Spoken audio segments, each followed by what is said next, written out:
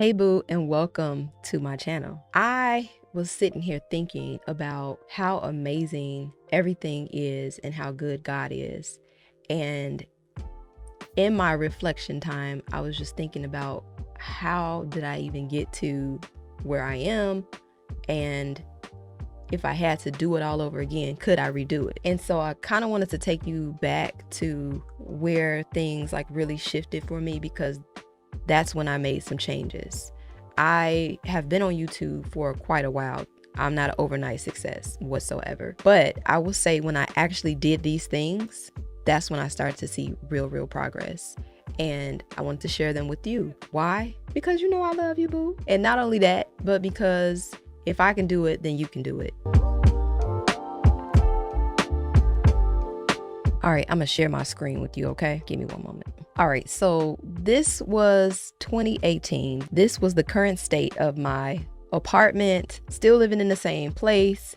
But one, I had no vision of what I really wanted. Two, I didn't have the confidence to truly put myself out there like I really wanted. I felt like I was still working towards something, but not putting my all into it. I don't know if it was fear of rejection or if I just felt like, who am I to want to do something other than, the norm, even if I desired to do something different. But whatever reason it was, I was not living the life that I wanted to live. Nothing that I envisioned about my life at that age was a reality. And at that very moment, I said, you know what? If you don't change it, nobody else will, period. You have to make the life that you want. You have to design the life that you want. And so in this series, I want to talk about different ways to design your life, because I am a firm believer that if you are intentional about something, if you have the courage to do it, you can do anything. It just takes those two things. A few more, but we'll get into that. So jumping back to my pictures. All right. So this was my living room. These pictures were from 2008. And look what's on the screen. Watching people on TV do the things that I wanted to do. And this is where I lived. It was comfortable. It was nice. But in my mind, I saw more. And I know you may think, you know what, Wayna, you're right. I have a picture of how I'm supposed to be dressing, how I'm supposed to, live. I even envision the type of relationships that I want to have, the type of financial situation that I want to be in. I think we all subconsciously have that picture in our mind of what our lives should look like. And sometimes when we don't see it with our eyes, it can get you to a place where you feel like you're not where you want to be. And I'm not saying that that's you, sis. I'm not saying that that's you. And I hope it's not you. I hope that you are, grateful for wherever you are with ambition to do whatever it is your heart desires. But I'm just going to be real with you. That was not me. Okay. When my apartment looked like this, I was very unhappy. And I'm pretty sure the people around me could kind of tell. I was mildly depressed for a lot of reasons, because like I said, in your mind, you have this vivid image of what things are supposed to look like, but they don't. At least that was my experience. And so I would do small things, here and there. As you can see in this picture, I had already updated the handles on my cabinets. I didn't put any contact paper down. I didn't purchase any additional storage. The table that you see right here is the table that I brought down when I moved. And that was probably the oldest piece of furniture that I had. I bought it when I bought the condo. You guys know the story on the condo and how it almost financially ruined me. And this was part of that part of my life. This was part, but you know what I mean? This table was the last thing that I had kind of linking me to that part of my life. It's so hard to say goodbye to my table.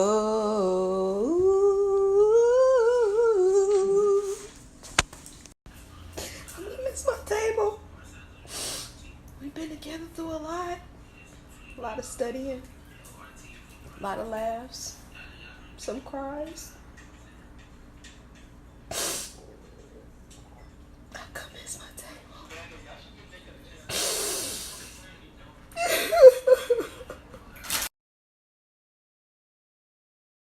Here to get my table. And I just started asking myself, like, why do you have these things that you are not in love with, that represent a total different chapter of your life? But again, these were things that were surrounding me and I saw more. So this was my place.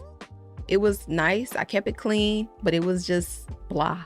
I didn't really invest a lot of money into the space. I'm gonna give you a quick little tour of what I tried to do, because I think this picture is nice. Honestly, I feel like if you're starting in your interior design journey, this is most likely what most people's homes will look like. You may have mismatched furniture, but not in a good way. You know, you might have things that just, you acquired over time. And what I did was I just tried to start from where I was, be grateful for what I had. And starting with the bookcase, I purchased this bookcase from Target, and it's been in the living room, it's been in the third bedroom, now it's here in my office. But I said, okay, I want to dedicate myself to styling my bookcase. And so I went to the Goodwill. I found a bunch of books all the same size, took the cover off of them, and because they were different colors, I turned them around so you could see the pages. I put some family photos up. I had 1, 2, 3, 4 decor pieces, but that was the only thing that I really had in this room that kind of spoke to me. Everything else was just kind of there because I already had it. And I tried to make sure I did all of the principles of design. I have stuffed my couch because it was getting old and saggy, and so I said, okay, I'm gonna clean it, I'm gonna stuff it, I'm gonna try to get some pillows that have some down so that I can karate chop my pillows. The lamp that's over in the corner was $5. I spray painted it. I went and found a shade, put the shade on there. I was not hanging my curtains correctly at that time. And there's another video, which I will link, where I took this coffee table apart and I literally put it back together. It was probably a lot of wasted material and a lot of wasted time, but that's how much I desired a new space. And so I kept working with the things that I had in 2018. Now, once I finished and I started taking these pictures, and I was looking at the pictures and I was like, this still is not it. At that point in time, I decided to save for what I truly wanted. Because one thing that I realized is that interior design is not cheap. No matter what you do, you have to spend a little bit of money, especially to get the look that you want. So I spent the entire 2018 saving money. I saved through Acorns, where I had them round up all of my debit card purchases, and they rounded it up to the nearest dollar, and then I had it times 3. So I was automatically saving there, and then I also had $80 come out of my checking account and go into my Acorns account every month. So with doing that for an entire year, I was able to save up $1,700 for the dream living room that I wanted. Okay. In that process of setting up the savings account, getting the money right, I also took some time and learned my style. I was like online shopping. By the time I was able to afford the things that I truly wanted, I already knew what I wanted to purchase. So yeah, this was my living room. The table that's in the corner, let me go back. This table that's in the corner is a lac table. I did a video on that. These were all DIYs. The stuffing of the sofa, this table over here, and I still was able to make something look clean and polished out of nothing. These also were like a bronze color, and I spray painted them silver. Probably would have looked better in black. This again, all of this was furniture that I either had already or was donated to me, and I just didn't want it anymore. I didn't want it in my future. This was the Christmas. This was 2018 Christmas. It was cute. I didn't have a rug. I just didn't have the things that I wanted. All right, so this is the video of the lac hack, and I'll link it, so if you want to watch the full video, you can. But basically, I created a big enough table out of that little $10 lac table that you can get from Ikea. And I was thinking to myself, if I use these legs and fuse them together and put the top on there, then it'll actually be the right size for my sofa. And so that's what I did. And like I said, it worked for me for that time, but it still wasn't what I wanted. I was creating things. I was moving my creative muscles, and creating solutions from problems that I truly wanted to fix, and helping people along the way. But again, 2018, this was before I even had 2,000 subscribers here on YouTube. This was something that I truly wanted. And I know you're probably thinking, Wayna, why are you speaking to me like you speaking to me today? This is so my life. Sis, I'm telling you, because I know I've been there, especially sis, because you are a fan of interior design and you really enjoy being around nice spaces. It's so hard when you just don't have that space of your own, you know, and it's something that just doesn't go away. So that was the lag table that I created, and I'm gonna show you the transformation of the table because it was too much. All right, sis, now this was the table that I was talking about. It was super clunky. I did like that it had a hydraulic lift and it provided some storage, but I just did not like this table. And because I like to build stuff and transform things, I completely took this table apart and I literally transformed this thing with a miter box saw and a drill and some clamps with glue. But this was the project that I did that really gave me the confidence to take stuff apart and build stuff. Because again, I've been wanting to do this my entire life, but I was a nurse. So when do you have time to do it? And why would you have time to do it? So I did all of this. And this is when I fell in love with peel and stick marble, and voila. Again, it was the right size. Before it was much bigger. This table took up majority of the space in the apartment, and it made the apartment feel so dark as well as very small. And so this taught me a lesson. It let me know that sometimes composition can ruin a design. That table before, look how wide this table was. It was huge. And just by making it a lot cleaner looking and more narrow, it gave me so much space. I'm telling you, I know where you are. I have been there, okay? I have been there. Whether you are watching me because you want to create a space that you love, or if you're watching me because you ultimately want to be a designer or influencer or whatever in an interior design niche, these are the things that you might have to do because it takes a lot of work to be able to produce a big room or to gain the trust of someone else to give you a budget to allow you to do, you know, things to their space. So we're going to work on those things. So again, sis, like I said, I'm going to make this a series because I want you to be empowered to change whatever it is that you're not happy with. You are the only person that is going to be able to do it. You're the only person that knows exactly what you want.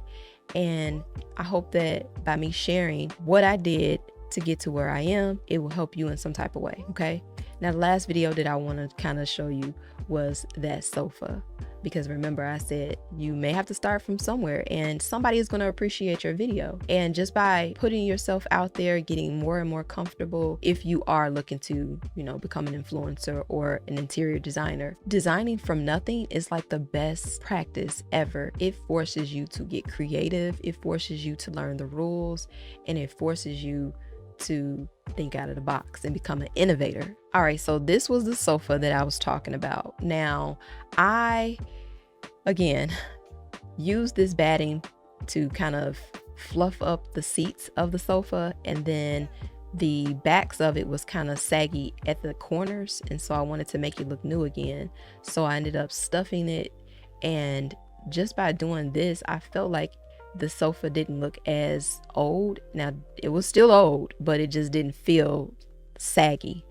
And that's something that most people just neglect. So you see how on the left-hand side, the sofa has so many wrinkles in the back as well as in the seat. And that is something that can make your sofa feel super old and make the rest of the room feel old. And you stop taking pride in where you live. And that's honestly what I did not want to do. I wanted to take pride in where I lived, and I wanted to take pride in the things that I had.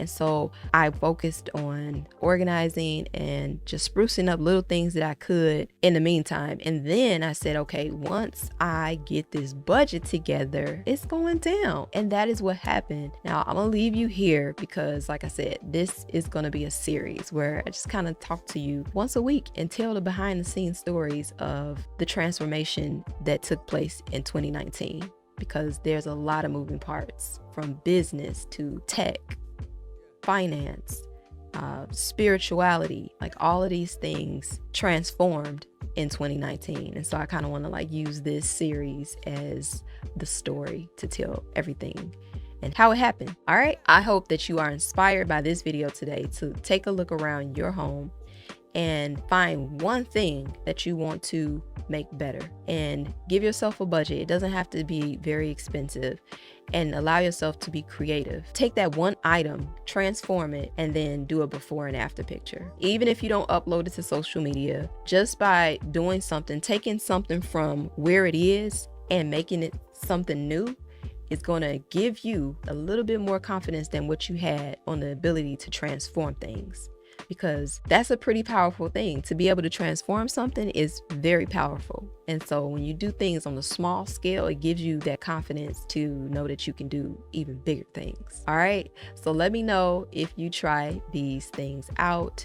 You can share them with me over on Instagram. We should use a hashtag transform this life.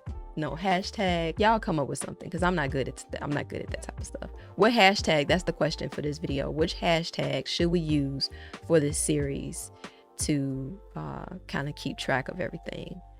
Because this series, again, it's all about transforming your life. All right. Thank you so much for hanging out with me today, sis. I appreciate your company. Don't forget, be you, be beautiful, be chic, and I'll see you on the next upload. Later.